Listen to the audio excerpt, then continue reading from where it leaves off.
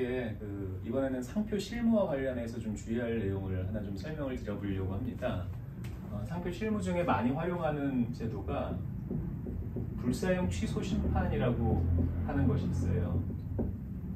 이 불사용 취소 심판, 즉 상표 불사용 취소 심판인데요. 이 심판을 어떤 경우에 많이 청구를 하는가 하면은 예를 들어서 A라고 하는 상표에 대해서 특허 출원을 했습니다. 상표 출원을 했습니다. 예. 상표 출원을 이렇게 하고 이제 심사를 받게 되는데 이 심사의 결과 심사관이 거절 이유를 통지한 거예요. A 프라임이라고 하는 이제 유사 선등록 상표가 있다라고 해서 거절 이유를 통지받게 됩니다. 그러면은 이때 기본적으로 검토하는 것들이 이 두 개의 상표가 실제 유사한지를 기본적으로 검토하고 또 지정 상품이 유사한지, 즉 소비자에게 오인 혼동의 가능성이 있는지를 검토를 해요. 근데 둘 다 해당이 된다라고 하게 되면 그 다음에 뭘 보는가 하면은 이와 같은 등록된 상표가 불사용 취소 사유에 해당되는지 여부를 검토를 해요. 그래서 불사용 취소 요건은요, 등록되고 나서 계속된 3년의 기간 이상 동안 이 등록 상표를 사용하고 있지 않은 경우 이것이 불사용 취소의 대상이 됩니다. 어떤 경우를 사용이라고 보는지 이거는 좀 깊은 내용이기 때문에 여기서는 다루지 않기로 하고요. 만약 이 등록된 상표를 이 상표권자가 3년 동안 3년 이상의 기간 동안 계속하여 사용하지 않는 것으로 조사가 되게 되면 여기서 우리가 취할 수 있는 것이 바로 이 불사용 취소 심판이에요.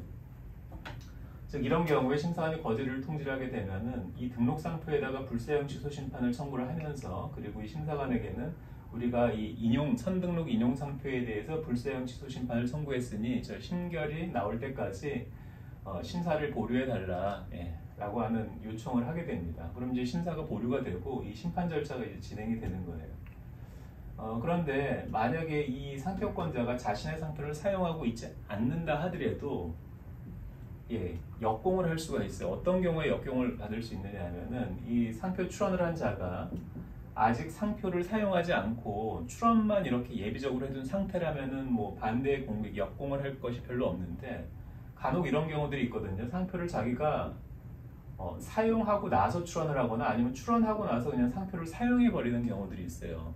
등록될 것으로 기대하고. 그런데 이런 경우라고 한다면은 이 상표권자 입장에서라고 하면 어떨까요? 누가 심판을 청구를 했는지를 볼 거예요. 그러면 이 사람은 기본적으로 뭐예요?